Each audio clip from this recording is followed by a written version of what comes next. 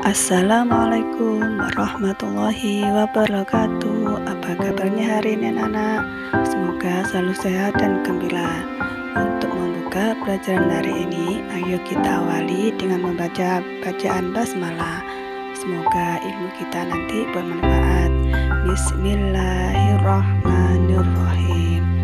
Anak-anak, hari ini Bu Guru akan menjelaskan materi tema 1, organ gerak hewan dan manusia, subtema 2, manusia dan lingkungan, pembelajaran 6, dengan muatan IPA, Bahasa Indonesia dan SPDB. Tujuan pembelajaran kita hari ini: 1. Menyebutkan macam-macam sendi pada tulang dan gerak otot. 2. Menjelaskan pengertian ide pokok. 3. Menjelaskan arti, unsur, dan ragam desain gambar cover. Kita telah mengetahui bahwa tulang dan otot bekerja secara bersama-sama. Tulang sebagai alat gerak pasif dan otot sebagai alat gerak aktif. Tulang satu dengan tulang yang lainnya dihubungkan dengan sendi. Maka macam-macam sendi yaitu: 1. Sendi putar. Contohnya pertemuan tulang leher dan tulang tengkorak. Sendi ini digerakkan memutar. 2. Sendi engsel. Contohnya pertemuan tulang lengan atas dan tulang hasta. Sendi ini hanya dapat digerakkan ke satu arah saja. 3. Sendi peluru. Tempat pertemuan tulang berbentuk bola dan tulang berbentuk mangkok.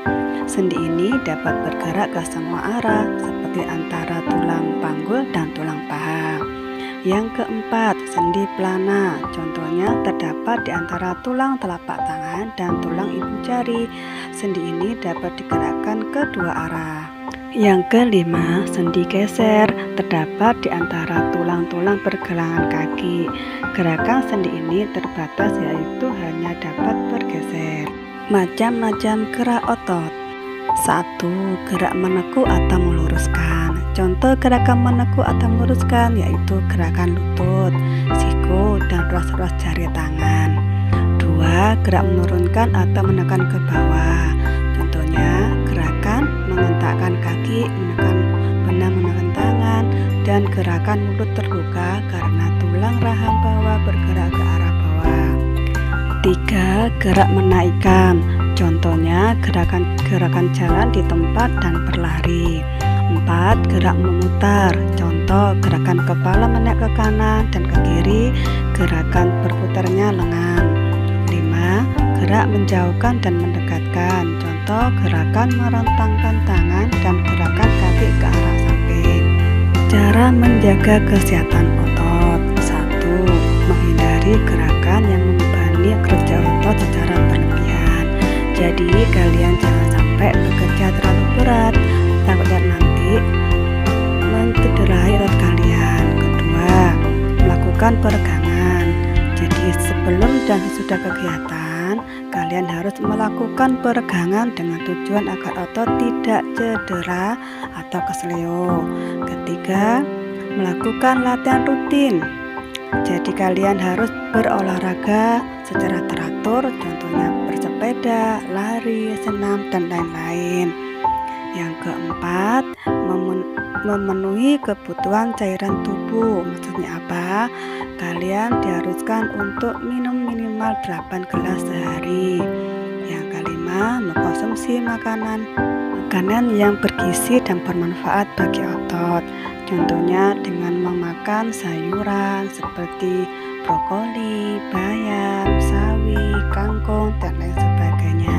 Keenam, ringankan nyeri otot, yaitu dengan cara mengoleskan krim otot agar cedera tidak semakin parah. Materi selanjutnya yaitu bahasa Indonesia tentang ide pokok. Sebelumnya kalian baca dulu tentang Adirai Binaragawan Bahasa Indonesia.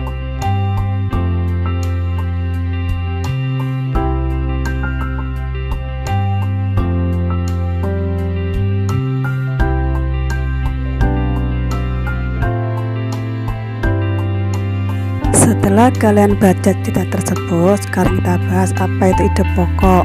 Ide pokok adalah ide atau gagasan yang menjadi pokok pengembang paragraf. Nama lain dari ide pokok adalah gagasan utama. Cara menentukan ide pokok pada satu paragraf. 1. Baca dengan cermat. 2. Cermati kalimat pertama hingga terakhir. 3. Tentukan kalimat utama. 4. Tandai info penting dalam paragraf. Materi selanjutnya yaitu SPDP tentang cover dan unsur-unsurnya. Cover buku merupakan bagian buku yang berupa gambar ilustrasi yang bisa diwakili isi buku. Cover atau sampul buku merupakan cerminan dari keseluruhan isi buku. Cover atau sampul merupakan bagian terluar dari buku yang terdiri atas dua sisi, yakni depan dan belakang. Unsur-unsur cover yaitu 1. Judul dengan jenis huruf yang menarik atau menyolok. 2. Kalimat penjelas, judul yang singkat dan mudah dipahami. 3. Ada nama penulisnya. 4. Identitas penerbit. 5. Gambar yang menarik. 6. Sinopsis isi buku pada cover belakang. Yang ketujuh, identitas buku pada bulu buku. Ada dua macam desain dalam membuat cover. Yang pertama, cover dengan latar berwarna putih dan tulisan sederhana. Ini biasanya terdapat pada buku pelajaran anak-anak. Yang kedua, desain penuh warna dan gambar. Ini biasanya terdapat pada buku komik ataupun majalah. Anak-anak, dengan mempelajari macam-macam gerak otot, kita semakin tahu betapa sempurnanya ciptaan Tuhan. Nah, untuk menjaga kesehatan tubuh, jangan lupa rajin berolahraga, karena lebih baik menjaga daripada mengobati. Anakku, sekian pembelajaran kita hari ini. Saya akhiri.